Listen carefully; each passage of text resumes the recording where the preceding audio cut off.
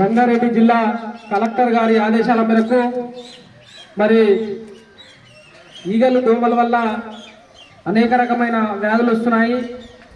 Malaria, dengue, chicken గున్యా లాంటి రోగాలు వస్తున్నాయి. కాబట్టి మరి గ్రామాల్లో ప్రజలు అందరూ అప్రమత్తంగా ఉండాలని కోరుకుంటూ తగు జాగ్రత్తలు తీసుకోవాలని కోరుకుంటూ ఈగల కాలం అసలే దోమల కాలం ఇంటి వంటి పైన దాడి